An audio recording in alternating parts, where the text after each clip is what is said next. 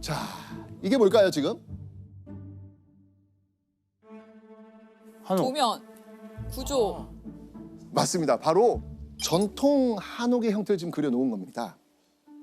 그런데 이렇게 큰 전통 한옥 지으면 이 평범한 조선인들이 살 수 있을까요? 살 수 없죠. 비싸요. 대감님이나 더 들어 살지. 자, 그리고요. 이렇게 규모가 커버리면 한옥을 많이 지을 수 있을까요? 없을까요? 없어요. 없겠죠. 몇 개밖에 없죠. 맞습니다.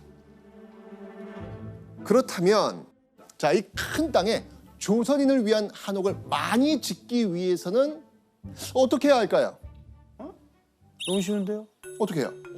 뭐 지금처럼 예를 들면 아파트인데 너무 큰 아파트, 50평 아파트. 그러면은 우리 젊은 2030 세대가 살기 어려우니까 그렇지. 오피스텔처럼 작은 아파트를 만드는 것처럼 한옥도 좀 작게 살 수 있게끔 이렇게 만드는 거. 정답. 역시 그래요? 맞습니다. 자, 일단 정세권은요. 구입한 넓은 땅을 작게 쪼갭니다.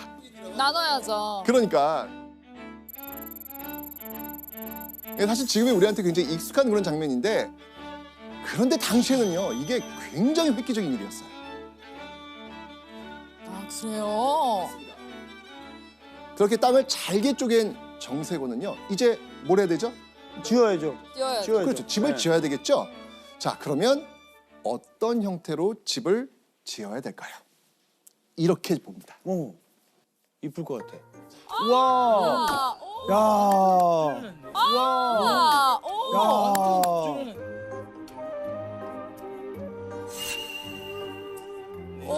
너무 괜찮은데? 한옥이 확 작아진 게 지금 보이시죠? 자, 이 주택은요. 한옥을 개량한 이른바 도시형 한옥이라고 불리는 집입니다. 너무 괜찮다. 자, 이 도시형 한옥은요. 보시면 알겠지만 전통 한옥과 달리 마당을 확 줄입니다. 그리고요. 이 마당을 중심으로 해서 방과 부엌, 화장실 등을 모아가지고 배치합니다. 동선을 대폭 줄여가지고 편리성을 대폭 키운 거예요. 지금 봐도 예쁘고 네, 예뻐요. 얼마나 사업수완이 대단한 분인지 보이네요 이제. 그죠? 자, 정세곤은요. 넓은 누동공터에 이 도시형 한옥을 한 채 한 채 지어서 쫙 갑니다. 그렇게 해서 탄생한 곳이 바로 이곳입니다.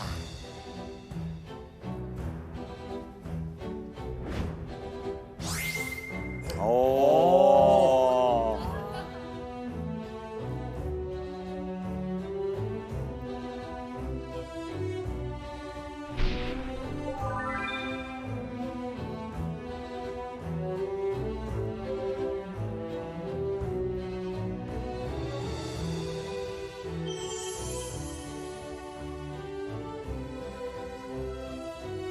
이게 그분의 작품이네요. 그렇죠. 와. 와, 대박이다. 야, 여기 이 흔적을 이 정세곤이라는 인물이 일제강점기에 만들었다라고 하는 이 사실 놀랍지 않습니까?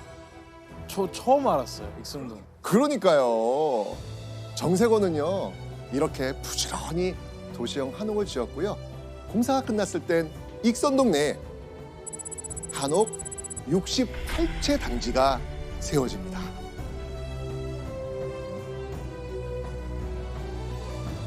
멋지다. 자, 이렇게 익선동에 한옥마을을 크게 지은 정세관. 그런데 말입니다. 이렇게 집을 짓고 나서 정세관은요. 장벽에 부딪힙니다. 어떤 장벽에 부딪혔을까요? 조선인들이 안 오려고 해요. 생각보다 조선인들이 막 활발하게 와서 살려고 하지 않아. 왜? 돈이 없어서. 돈이 없으니까. 싸게 했는데도. 맞습니다.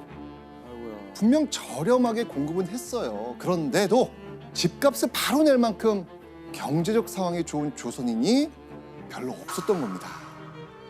아이고 어떡하냐. 와. 그런데 이때 정세곤은요. 아주 획기적인 방법을 생각해냅니다. 여기서 문제가 갑니다.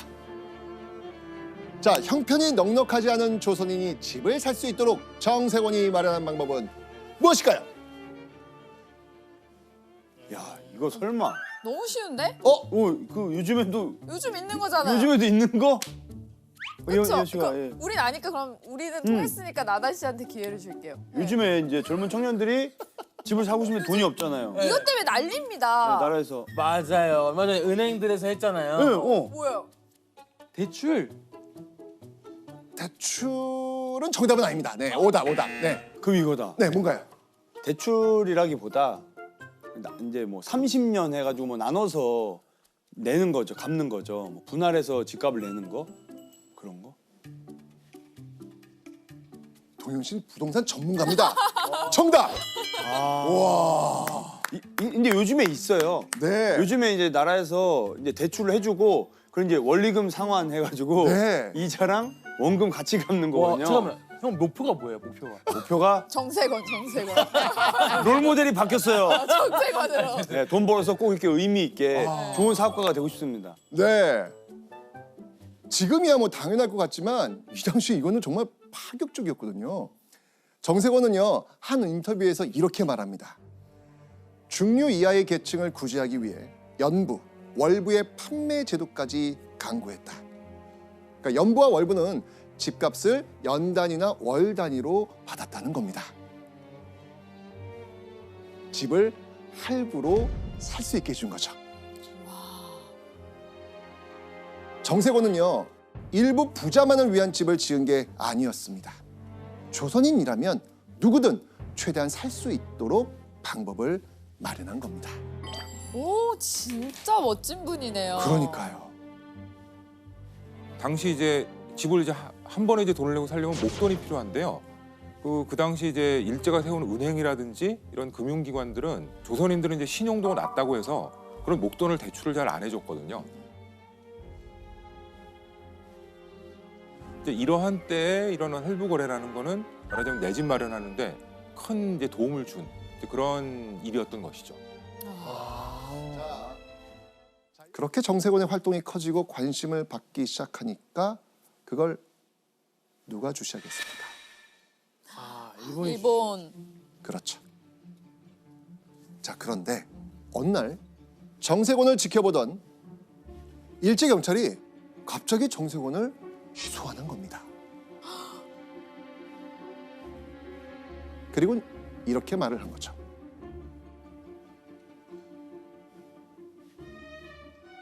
조선물산을 장려하는 건 실상 독립운동하는 거 아니에요?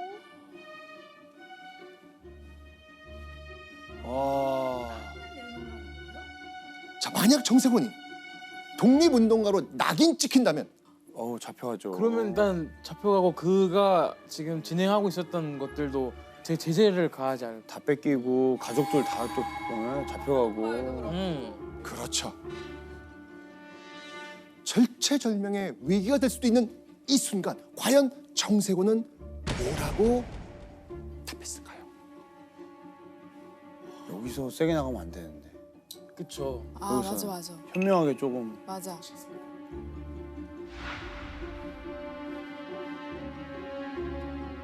아니, 오사카 사람이 오사카 물산을 장려하는 거 그것도 독립이요?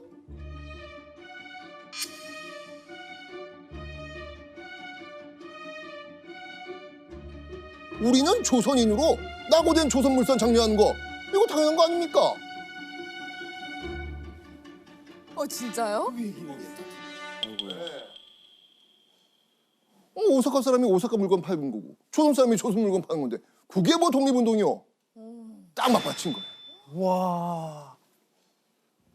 이 당당한 정세곤의 태도에 일제 형사도 결국 물러날 수밖에 없었습니다. 오. 아니 너무 어떻게 반박이 불가하잖아요. 그렇죠? 그쵸. 맞는 말이니까. 화끈하다. 멋있다. 자, 이렇게 조선 가옥을 만들고 조선 물건을 장려하는 등 정말 민족을 위한 활발한 행보로 일제 경찰의 감시권 안에 든 정세곤. 하지만 이 정세곤의 거침없는 행보는요 끝나지 않습니다.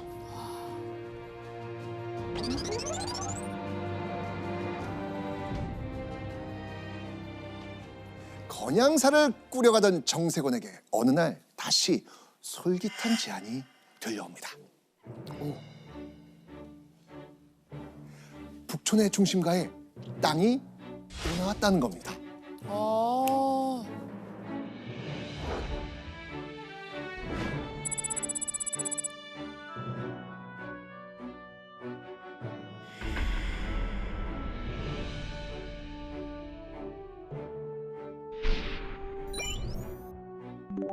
바로 여기 종로구 가회동 33번지입니다. 약 5,000제곱미터, 즉 1,535평 규모의 넓은 땅입니다. 자, 그런데 이 땅에 지금 주목해야 될 사실이 있습니다. 자, 과연 이 땅의 주인은 누구였을까요? 원래 주인? 네, 원래 주인. 그 얘기했잖아요. 그 북촌 우리 한양에서 경성에서 일본인을 몰아내는 게 목표잖아요. 무조건 일본인 주인, 친일파가 주인인 땅만 사는 거죠. 그래서 친일파 혹은 일본인. 맞습니다. 형 시험시험해. 시험시험해요? 시험시험해. 한국사 제가 어디 이거 한번 해볼까요, 지원? 한 5급 정도 될 것 같은데 제가 상금 안 돼도 해. 시험 봐야 네. 되는 거 아니야? 그러니까 봐도 되겠네요. 네, 맞습니다. 네. 자, 그렇게 3년이 지났을 무렵인 1936년.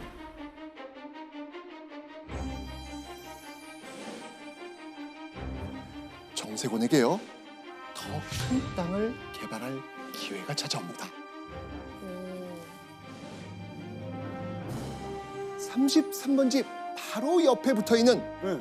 이 31번지 땅. 우와, 더 큰데요? 그렇죠.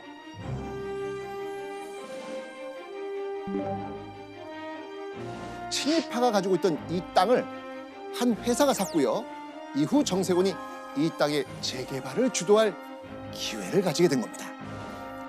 자, 그렇게 정세곤은 이제 합쳐서 무려 약 23,500제곱미터, 7,100여 평, 축구장 3개 크기와 맞먹는 땅을 재개발하게 됩니다.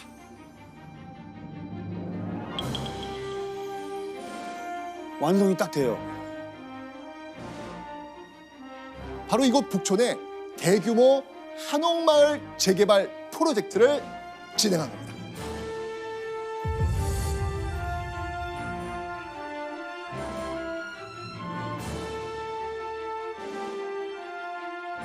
자, 이곳에는요, 수많은 도시형 한옥이 매일같이 지어집니다. 자, 이 정세곤은요, 일본인과 이 친일파의 그 손아귀에 있던 그 조선 땅을 지켜내고요, 여기에 130여 개의 집터를 만들고 도시형 한옥을 지어 익선동과 마찬가지로 북촌에 많은 조선인이 자리 잡게 된 거죠. 계속 진짜 끊임없이 계속 하시네. 대단하시다. 그렇죠. 정세곤의 주도로 대규모 재개발된 가회동 일대. 당시 그 가회동의 모습이 담긴 영상이 있습니다. 네. 궁금해요. 궁금하시죠? 영상이요? 당시. 네. 네. 나본적 없는데. 네. 한번 보시죠. 비교해봐야겠다.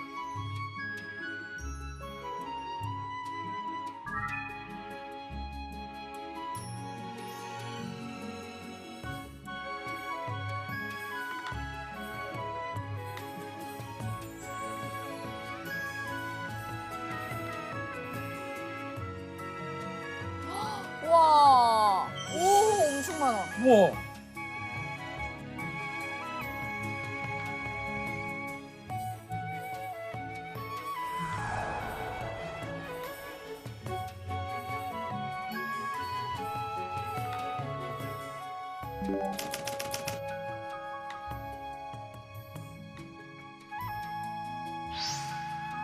보세요. 와, 야 너무 멋있다 이거. 와.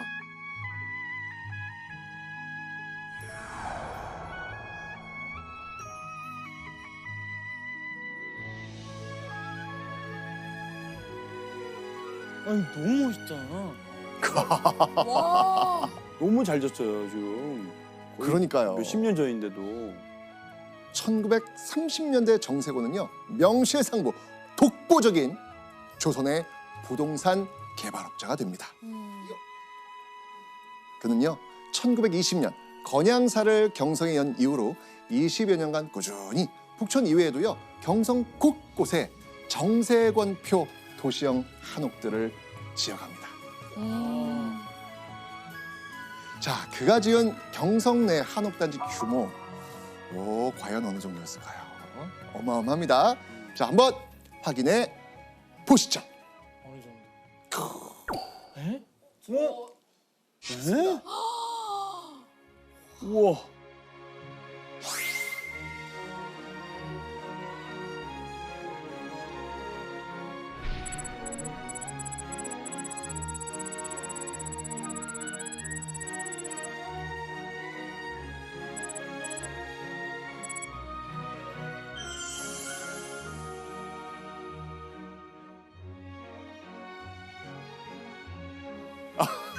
우와.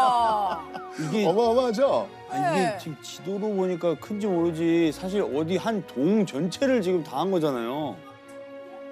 그 수가 얼마쯤 됐을까요? 집, 수. 네. 약 6천여 채. 와. 엄청나죠, 지금요. 도시를 거의 다 개발하는 정도의 그러니까요. 엄청나다. 그 일을 개인 사업가가 했다는 게 맞습니다. 정말 이 일대를 사실 지금 우리가 이렇게 사진 찍으면서 한복 입으면서 다니고 있는 거예요, 지금요. 그렇죠. 네. 개량 한옥 건축이라는 한 길을 걸으면서 명실공히 최고의 건축 왕이 된 정세권. 자, 이렇게 승승장구하던 정세권 인생에 최악의 시련이 찾아옵니다. 최악?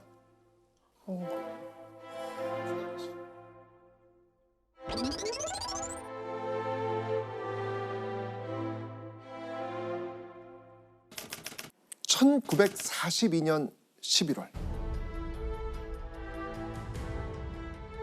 어느 날 정세곤이 갑자기 어딘가로 끌려갑니다. 어? 그가 잡혀간 곳은요 함경도에 있는 홍원 경찰서였습니다. 함경도? 아니 경성에 있던 정세곤이 왜 함경도 경찰서에 끌려갔을까요?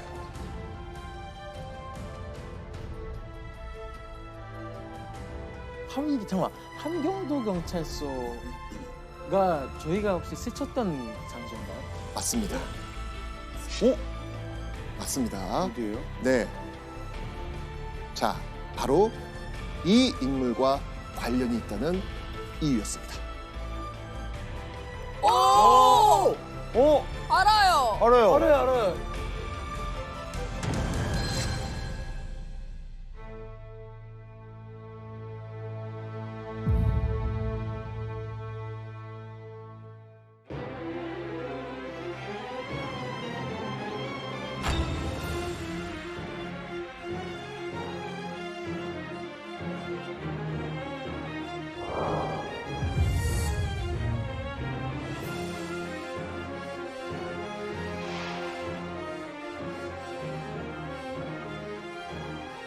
이글 선생님 알아요. 우리 네.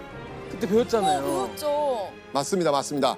조선어학회를 이끌었던 민족운동가 이경로입니다. 네. 자, 정세훈이 했던 민족운동이 뭐였죠? 조선 물산 장군. 맞습니다. 조선물산 장려운동. 자, 이 관련 행사에서 이경로를 처음 만나게 됩니다. 네. 자, 정세곤은요, 이 젊은 유학파 지식인 이경로를 무척 아꼈습니다. 이후 정세곤은 이경로가 조선어학회를 통해 한글 사전을 만들고 있다는 사실을 알게 되죠. 자, 그러면서 조선어학회가 자금난에 허덕이고 있다는 것도 알게 됩니다. 아이고. 자, 이런 모습을 본 정세곤 느낌 오시죠? 네. 어떻게 했을까요? 도와줘야죠. 네, 네. 맞습니다. 집을 지어 번 돈으로 조선의 말을 지키는 일을 후원하기로 또 결심합니다. 정세곤은요, 이 조선어학회에 아주 통큰 후원을 아끼지 않습니다. 꼭 필요한 걸 마련해 주기도 했죠. 자, 과연 조선어학회 정세권 이분이 준 통 큰 선물 통 큰 성. 뭘 것 같아요? 보시죠.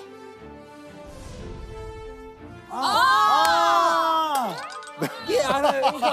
이거 앞에 여기 북촌에 네, 아 그래서 북촌에 있구나. 맞습니다. 아 그래서 북촌에 있군요. 기억나요. 정세권은요 1935년 2층 양옥집을 지어서요 조선어학회에 통째로 기증합니다.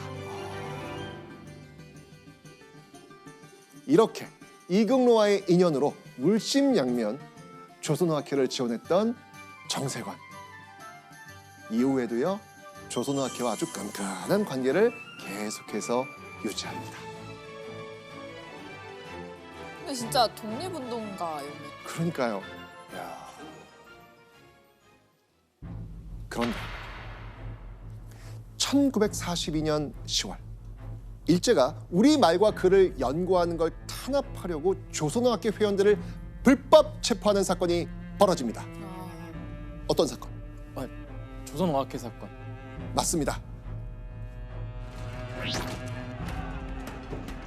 당시 일제는요 조선어학회 후원자들도 샅샅이 뒤지는데요. 그때 일제의 눈에 정세권 세 글자가 포착됩니다. 아이고. 이전부터 예의주시하던 정세권을 발견하자마자 이거다 싶어가지고 체포한 거죠.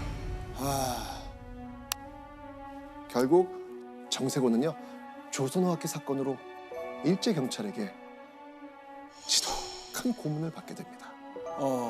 불고문, 구타. 아이고. 이때 정세권의 나이가요 55이에요. 아유, 나이도 많으신데. 적지 않은 나이였습니다. 네. 결국 옥에서 병을 얻습니다. 예. 이것 때문에 가까스로 풀려납니다. 그런데 이후 정세권의 활동이 전과 같았을까요? 감시가 예, 더 심해졌겠죠. 쉽진 않았을 것 같아요. 맞습니다. 일제는요 틈만 나면 갖가지 이유로 협박도 서슴지 않으면서 정세권을 괴롭힙니다.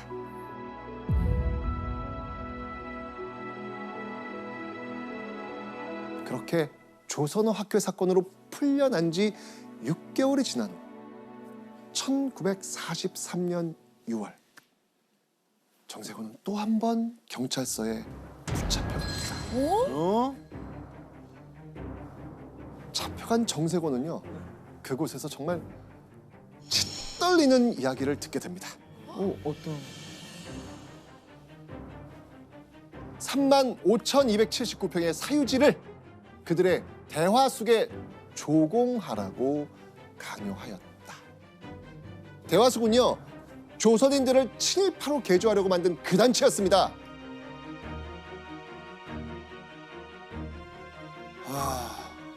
결국 그러나 정세권은 너무나도 억울하게도 결국 이 땅을 다 빼앗깁니다. 와.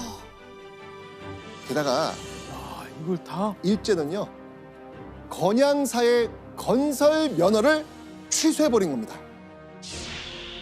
한때 경쟁자가 없을 정도로 경성 최고의 건설사였던 건양사는 이렇게 일제의 압박으로 무너져 버립니다.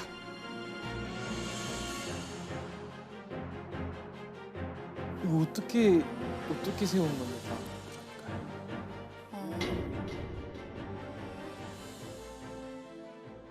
자, 이렇게 정세권을 향한 독한 일제의 감시와 핍박은 이제 2년이 지나서야 드디어 멈추게 됩니다. 해방. 네, 맞습니다.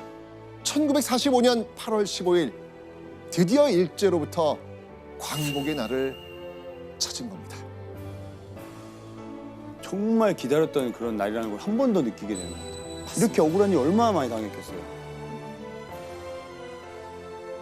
자, 그러면 광복 이후 정세권은 어떻게 지냈을까요?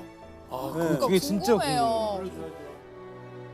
사진을 한번 보겠습니다.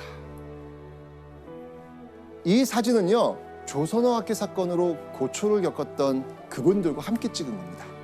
정세권이 어디 있는지 혹시 아시겠습니까? 왼쪽에서 왼쪽에서 두 두 번째. 그렇죠. 그의 트레이드마크 흰색 두루마기를 지금 입고 있습니다.